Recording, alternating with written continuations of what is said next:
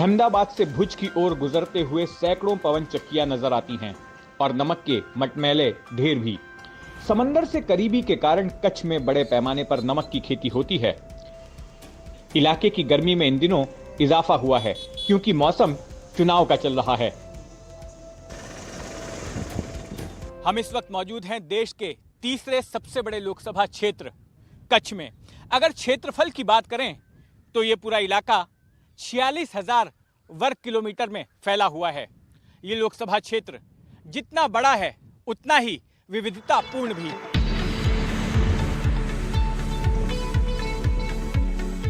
यहां गर्मी में झुलसा देने वाला सूखा रेगिस्तान भी है और हरे भरे खेत और बाग बगीचे भी।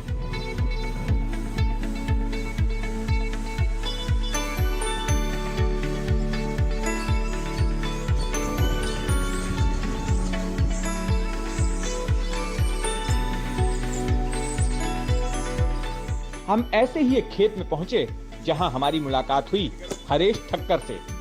अमरूद का मौसम खत्म होने को है और ठक्कर इस फल की आखिरी उपज को निर्यात की खातिर पैक करवाने में व्यस्त थे। ठक्कर के परिवार के पास भुज में 700 एकड़ खेत हैं जिनमें वे 70 तरह के फल और सब्जियां उगाते हैं। ये बड़े पैमाने पर एक्सोटिक फल सब्जियां भी उगाते हैं जिनका निर्यात होता है। ठक्कर बागवानी में नए प्रयोग भी करते रहते हैं, जैसे कि ये प्रयोग इन्होंने आमों के साथ किया है।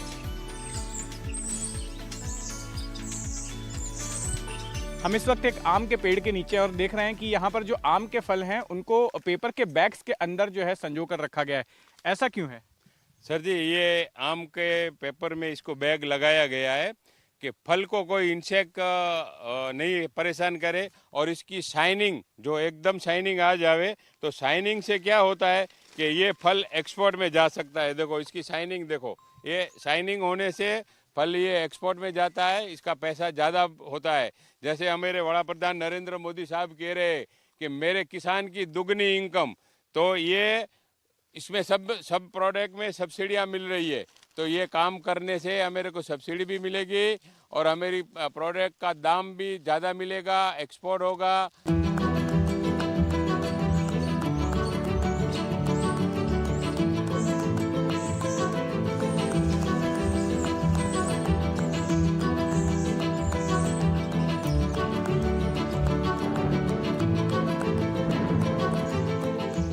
हरेश ठक्कर मोदी सरकार की नीतियों से खुश हैं। उनके मुताबिक सरकार प्राकृतिक खेती को बढ़ावा दे रही है। वे चाहते हैं कि सरकार निर्यात को बढ़ावा देने के लिए उनके जैसे किसानों को और सहूलियतें दे।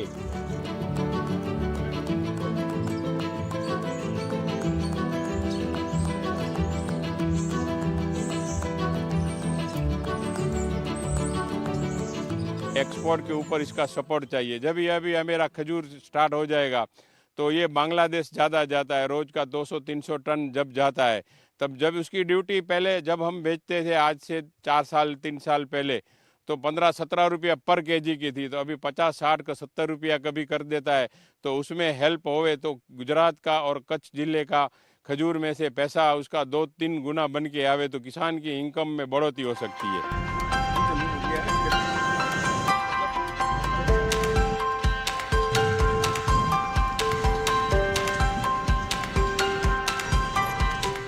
कच्छ के ग्रामीण इलाकों की सियासी हवा टटोलने के लिए हमने कुछ गांवों का रुख किया।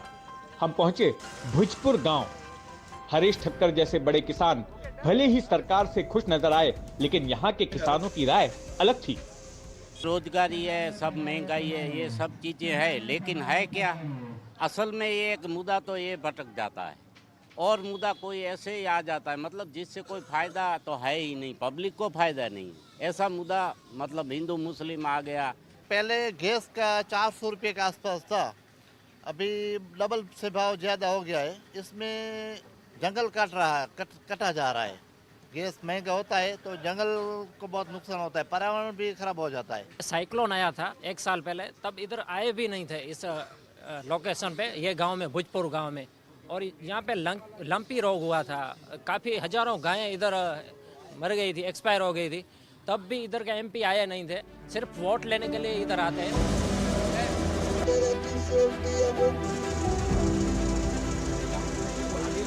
इसी गांव में हमें कांग्रेस के उम्मीदवार नीतीश लल्लन प्रचार करते दिख गए। उनके साथ आम आदमी पार्टी के नेता भी थे। पहली बार चुनाव लड़ रहे लल्लन प्रचार के दौरान कच्छ के स्थानीय मुद्दों को उठा रहे हैं कि इस बार कच्छ लोकसभा तो जीतेंगे ही, इसके साथ साथ देश भी जीतेंगे। और अभी की जो लड़ाई है, इस बार इनका किला कच्छ की जनता ध्वस्त करेगी, क्योंकि इन्होंने इतने करप्शन किए हुए हैं। अभी आप इस गांव में आए, इससे पहले आगे एक मोटी खाकर ना, हाँ, एक खाखर गांव है, वहाँ पे आप जाके देखिएगा नर्मदा कैनाल का, तो इनका जो भ्रष्टाचार का मॉडल है वो दिख जाएगा। इसीलिए कच्छ की जनता अभी जान गई है और परिवर्तन के बदलाव के लिए तैयार है।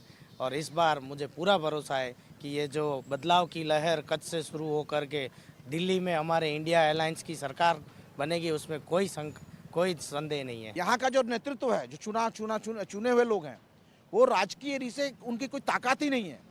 ये गुजरात में जो अभी सरकार चल रही है, सरकार कुछ अधिकारियों से चल रही है। इलेक्टेड मेंबर का, Bharatiya Janata party elected member का कोई स्टेटस नहीं है कि वो एक काम किसी अधिकारी से करा सके। विपुर इस एरिया में आया था। गुजरात में डबल इंजन की सरकार है। 900 करोड़ केंद्र सरकार ने विपुर के जो नुकसान हुआ उसके लिए देने का कमिटमेंट दिया था, पर 1 रुपया अभी तक सरकार ने, केंद्र सरकार नहीं दिया। तो कैसी डबल इंजन सरकार भाई? हमारे गुजरात से प्रधानमंत्री और होम मिनिस्टर जा रहे हैं, जो कहते हैं कि 2 जाने देश में जा रहे हैं, वो फेलियर होंगे और गुजरात से ही इनकी हार का सिलसिला चालू है।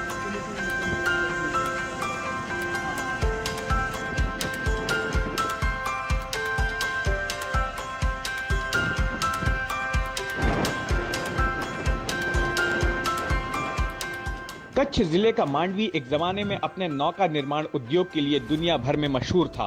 आज ये उद्योग अपनी अंतिम सांसें गिन रहा है।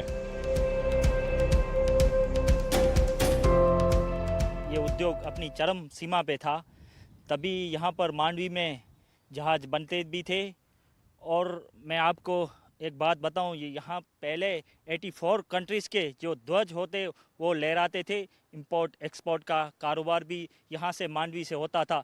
लेकिन 15 साल से अभी धीरे धीरे ये जो उद्योग है मूर्तपाय हालत में आ चुका है। पहले यहाँ इस जगह पर जो एक आदमी के 10-10 जहाज होते थे, आज वही आदमी वही शहर में एक जहाज होना भी मुश्किल हो गया है। जो भी सरकार आए, उम्मीद वही है कि ये जो धंधा पहले 1999 में जो चल रहा था, अब 2024 में वो धंधा ठप हो गया।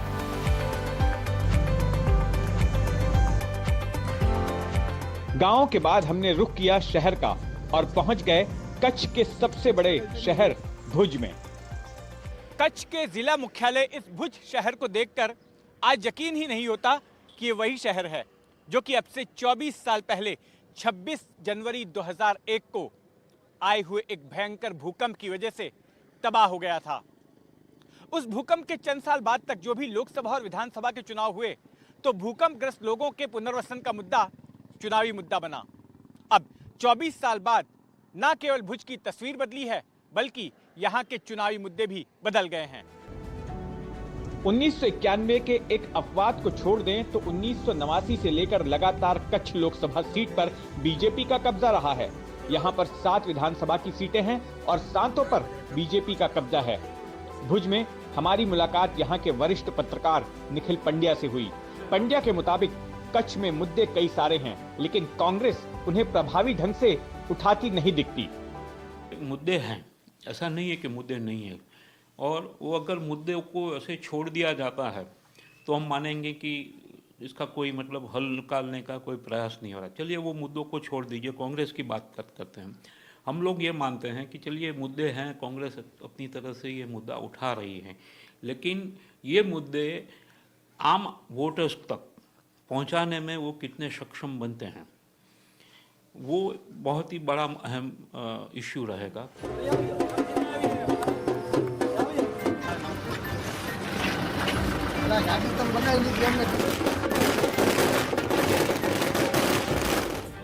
बीजेपी ने यहां 2 बार से सांसद रहे विनोद चावड़ा को फिर एक बार टिकट दिया है। हमने चावड़ा से बात करने की कोशिश की, लेकिन हमें बताया गया कि बीजेपी नेतृत्व ने उम्मीदवारों के राष्ट्रीय समाचार चैनलों से बात करने पर रोक लगाई है। हाल में बीजेपी के राजकोट से उम्मीदवार पुरुषोत्तम रूपाला के राजपूत समुदाय को लेकर दिए गए बयान से विवाद हो गया है, जिसके बाद बीजेपी एहतियातन ऐसा कदम उठा रही है। कैमरामैन राजेंद्र दयालकर के साथ जितेंद्र दीक्षित, एनडीटीवी भुज।